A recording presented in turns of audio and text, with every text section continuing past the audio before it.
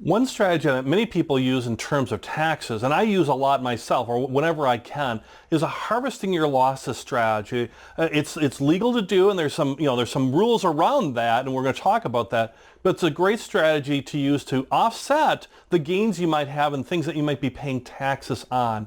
Now, with harvesting your losses, once again, whatever country you're from, look at it for your particular country. I'll give an example from the United States, but really just look at your country and talk to your tax folks about harvesting losses and how much you can and can't do and those types of things.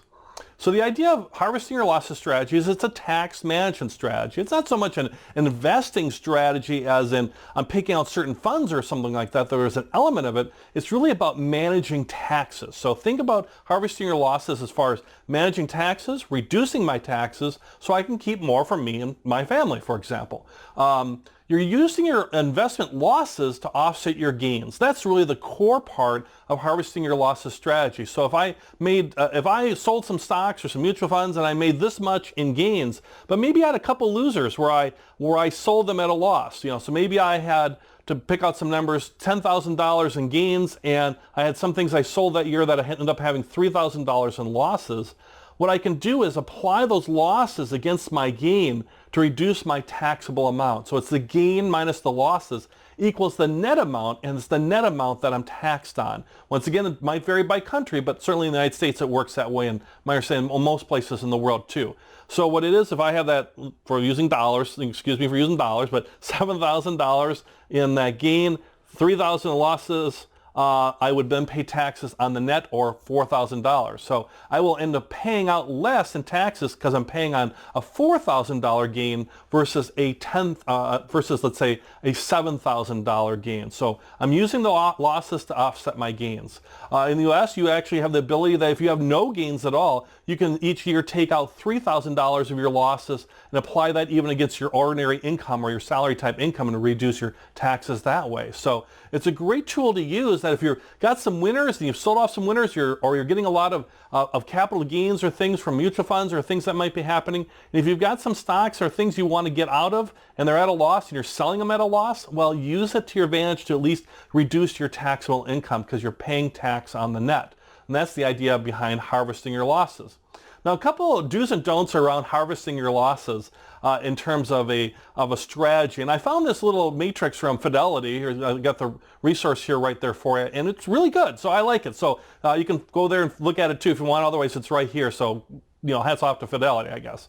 So in terms of do, you want to still follow your strategy. It's never a good idea to just do your whole strategy only based on taxes. You want to fit your overall investment strategy. So don't be selling something just to harvest a loss if you really think it's got a great upside and you want to hang on to it. So, don't just do that just for a simple tax thing. You might save a little taxes, but you might miss out on an overall gain. So it should fit your overall strategy. So that's first thing, and most important thing is whether you're buying or selling anything, that it fits your strategy and that you're researching it as far as your due on that side of it, that you're researching what's going on, you're researching these stocks, whether you're buying or selling, and as part of fitting your overall strategy, and that it's kind of working for you as far as the tax benefits of that. Particularly, one thing you want to research is your cost basis, because the idea is you're selling at a certain price, and it's the difference between what you bought it originally or your cost basis as far as what determines the gain. It's the same thing when determining your loss. Whatever you bought it for is your cost basis, and if you sell it down here or sell it at a loss,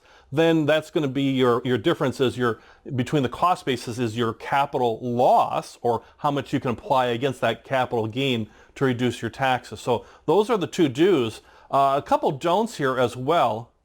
And one is the flip side of that whole do part, which is, don't undermine your overall philosophy or overall what you're trying to do just for a short-term tax advantage. I mean, it's not about that. It's about your overall investing. You might see some opportunities to harvest losses and offset gains, and you should take advantage of those opportunities, but don't let it be the focus of your whole strategy, because it might kind of mess up your whole strategy. You might sell off some potential winners.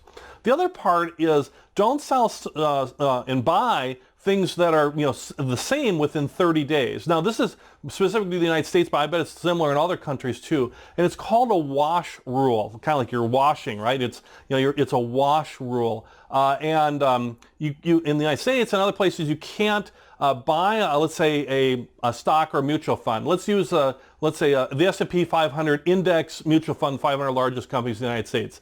If I sell the Vanguard S&P 500 fund, and maybe I've had a loss on that, so I'm selling that because I had a loss, but then I take that money and immediately buy Charles Schwab's or Fidelity's 500 index fund, which is essentially the same, just different company.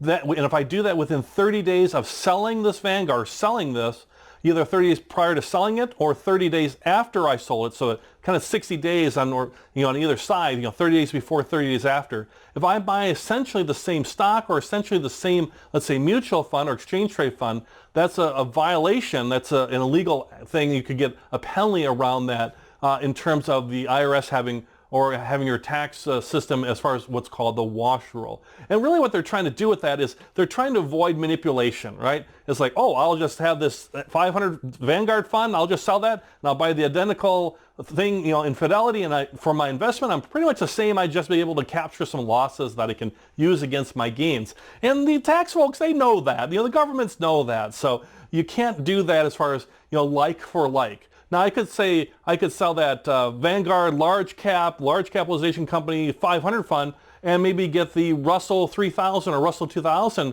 fund of index funds for small cap stocks, or I could buy a bond fund, or I could buy individual stocks.